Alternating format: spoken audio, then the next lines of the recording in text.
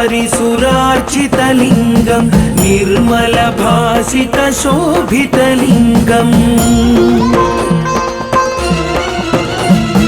जन्मज दुःखविनाशकलिङ्गं तत्प्रणमामि सदा शिवलिङ्गं देवमुनिप्रवरार्चितलिङ्गं कामदहनकरुणाकरलिङ्गं रावणदर्पविनाशनलिङ्गं तत्प्रणमामि सदा शिवलिङ्गम्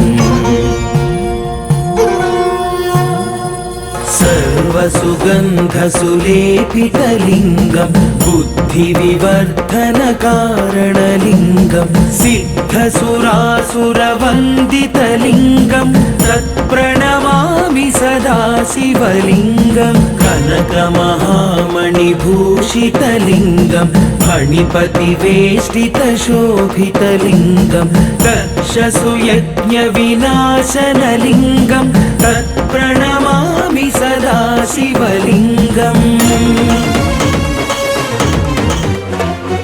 कुङ्कुमचन्दनलेपितलिङ्गं पङ्कजहारसुशोभितलिङ्गम् सञ्चितपापविनाशनलिङ्गं तत्प्रणमामि सदा शिवलिङ्गं देवगणार्चितसेवितलिङ्गं भावैर्भक्तिभिरेव च लिङ्गम्